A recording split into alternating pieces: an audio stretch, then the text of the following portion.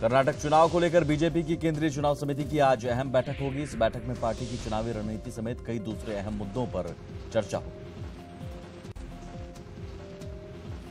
कांग्रेस अध्यक्ष राहुल गांधी सोमवार को अपने संसदीय क्षेत्र यूपी के अमेठी जाएंगे, जहां वो 2 दिनों तक रहेंगे। इस दौरान कई कार्यक्रमों में राहुल गांधी शिरकत करेंगे और कार्यकर्ताओं से मिलकर पार्टी को मजबूत बनाने और मिशन 2019 की तैयारियों पर चर्चा करेंगे। पटना में आज आजादी के बाद से पहली बार मुस्लिम समुदाय के लोग दीन बचाओ देश बचाओ के स्लोगन के तहत बीजेपी सरकार के खिलाफ विरोध मार्च निकालेगी। इस रैली की अगुवाई फुलवारी शरीफ में इमारत शरिया कर रही है, जिसका समर्थन all India Muslim personal law board ने भी किया है। इस विशाल रैली में कई बड़े धर्मगुरु भी शिरकत करेंगे।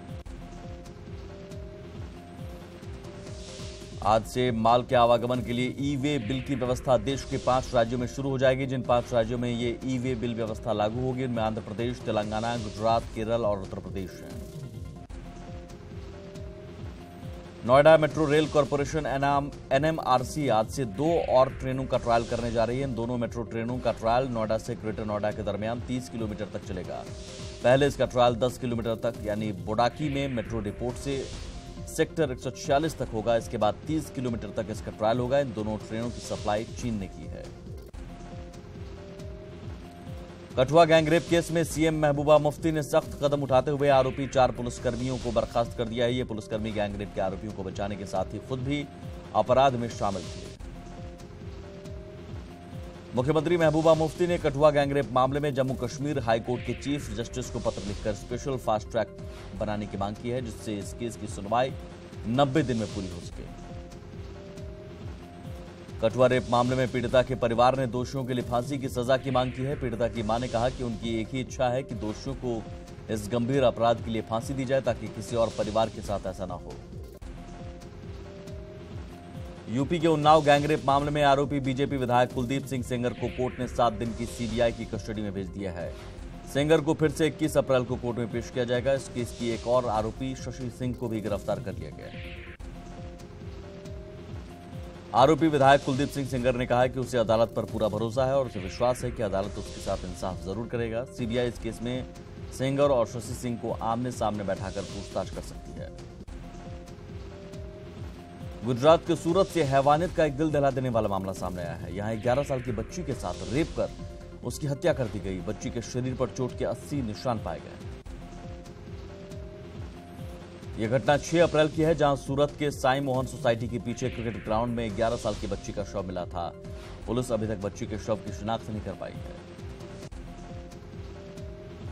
शिमला के गुड़िया गैंगरेप और हत्याकांड मामले में सीबीआई ने पहली गिरफ्तारी की है। सीबीआई ने एक व्यक्ति को गिरफ्तार कर दिल्ली लाई है। सीबीआई प्रवक्ता ने बताया कि बीती रात ये गिरफ्तारी की गई। आरोपी को 25 अप्रैल तक सीबीआई कस्टडी में भेजा गया है। विष्णु सदाशिवम कोकजे को विश्व हिंदू परिषद का अंतर्राष्ट्रीय अध्यक्ष चुना गया है। उन्हें राघव रेड्डी की जगह बीएचपी का अंतर्राष्ट्रीय अध्यक्ष चुना गया, जबकि प्रवीण तोगड़िया की जगह आलोक कुमार को अंतर्राष्ट्रीय कार्यकारी अध्यक्ष नियुक्त किया गया है। विश्व हिंदू परिषद के अंतर्राष्ट्रीय अध्यक्ष पद चुनाव में मिली हार के बाद प्रवीण तोगड़िया ने खुद को विश्व हिंदू परिषद से अलग कर लिया है। तोगड़िया ने कहा कि वो 17 अप्रैल से अहमदाबाद में अनिश्चितकालीन उपवास पर बैठेंगे। उन्होंने राम मंदिर के लिए बड़ा आंदोलन छेड़ने की भी बात की है।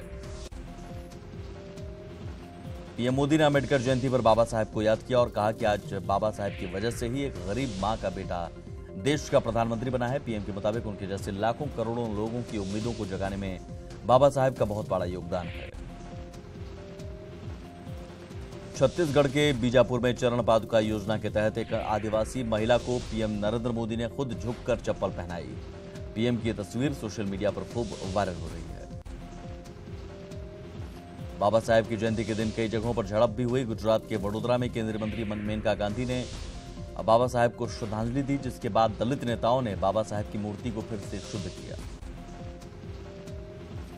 बाबा साहेब की जयंती के मौके पर दिल्ली में डॉक्टर बाबा साहेब अम्बेडकर व्यक्ति नहीं संकल्प पुस्तक का विमोचन किया गया। इस समारोह पर राष्ट्रपति रामनाथ कोविंद और उपराष्ट्रपति वेंकैया नायडू समेत कई गणमान्य लोग उपस्थित रहे। मोदी सरकार में मंत्री उपेंद्र कुशवाहा ने ऊपरी अदालतों में दलितों पिछड़ों के लिए आरक्षण की वकालत की है। उन्होंने कहा कि सुप्रीम कोर्ट और हाईकोर्ट में दलित, आदिवासी और पिछड़े वर्ग का प्रतिनिधित्व नहीं है, जिसका असर फैसलों पर दिखता है। मध्य प्रदेश के कटनी में सलाहना स्टेशन के पास ट्रेन हादसा हो गया है। 54 भुसावल ट्रेन की 5 बोगियां पटरी से पलट गई, जिसमें 6 यात्री घायल हो गए हैं। हादसे के बाद सभी यात्रियों को ट्रेन से बाहर निकाल लिया गया, सभी सुरक्षित हैं। पंजाब के मशहूर सिंगर, एक्टर और डायरेक्टर परमीश वर्मा पर जानलेवा हमला हुआ है। मोहाली के सेक्टर 91 में शुक्रवार की देर रात कार सवार बदमाशों ने परमीश वर्मा पर गोलियां चलाई। हमले में परमीश वर्मा और उनके साथ कार में सवार दोस्त को गोली के छर्रे से मामूली चोटें आई हैं। पुलिस ने केस दर्ज कर मामले की जांच शुरू कर दी है। पुलिस के मुताबिक हमलावर दिलप्रीत सिंह नाम का गैंगस्टर है। शादी के बाद दिल्ली में आईएएस टॉपर टीना डाबी और अतहर आमिर ने ग्रैंड रिसेप्शन दिया। इस दौरान कई वीआईपी और परिवार के लोग पहुंचे। रिसेप्शन के दौरान परिवार और दोस्तों ने जमकर झूमते और मस्ती करते नजर आए। आईएएस टॉपर टीना डाबी और अतहर आमिर की रिसेप्शन पार्टी में देश के कई राजनेताओं ने भी शिरकत की और दोनों को आशीर्वाद दिया। इनमें खासतौर पर उपराष्ट्रपति वेंकैया नायडू, लोकसभा स्पीकर सुमित्रा महाजन और केंद्रीय मंत्री रविशंकर प्रसाद शामिल रहे। आंध्र प्रदेश में अमरावती के बुलुमगवाहन गांव में आजादी के 70 साल बाद बिजली पहुंचने से लोगों में खुशी का माहौल है। पहली बार घरों में लोग जलते हुए बल्ब की रोशनी देखकर बेहद खुश हैं। गांव की इस कामयाबी पर लोग अपने अंदाज में नाच गाकर जश्न मनाते नजर आए।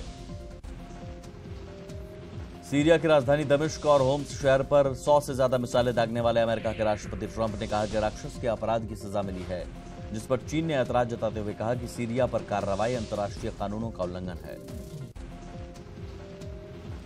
संयुक्त राष्ट्र संघ ने म्यांमार को सरकार और विद्रोही समूहों की काली सूची में डाल दिया है। यूएनओ महासचिव एंटोनियो गुटेरेश ने अपनी नई रिपोर्ट में बलात्कार और यौन हिंसा पर पुख्ता सुराग मिलने पर म्यांमार को ब्लैकलिस्टेड किया।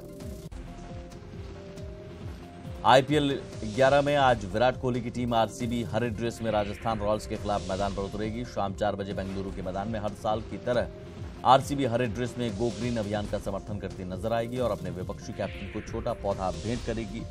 खास बात यह है कि खिलाड़ियों की जर्सी पर नाम की जगह उनका ट्विटर हैंडल दर्ज होगा। आईपीएल का आज दूसरा मुकाबला किंग्स 11 पंजाब और चेन्नई सुपर किंग्स के बीच होगा। यह मुकाबला चंडीगढ़ में रात 8 बजे से खेला जाएगा। कोलकाता में शनिवार को खेले गए इकलौते मुकाबले में हैदराबाद सनराइजर्स ने कोलकाता नाइट राइडर्स को 1 ओवर रहते ही 5 विकेट से हरा दिया। पहले बल्लेबाजी करते हुए कोलकाता ने हैदराबाद के सामने 8 विकेट के नुकसान पर 139 रन का लक्ष्य रखा था, जिससे हैदराबाद ने आसानी से ये लक्ष्य विकेट खोकर हासिल कर लिया। कॉमनवेल्थ गेम्स में भारत को नीरज चोपड़ा ने एथलेटिक्स में पहला गोल्ड मेडल दिलाया। नीरज ने मेंस जेवलिन थ्रो में 12 एथलीटों को पछाड़ते हुए गोल्ड पर कब्जा किया। नीरज ने फाइनल में 86.47 मीटर जेवलिन फेंका। कॉमनवेल्थ गेम्स के 10वें दिन रेसलिंग इवेंट में भारत को 2 गोल्ड मेडल मिल चुके हैं। Men's freestyle 125 kilogram nordic में सुमित ने अपनी चारों फाइट जीतकर गोल्ड मेडल पर कब्जा किया। वहीं women free style 50 kilogram nordic में विनेश फोगाट ने गोल्ड मेडल अपने नाम किया।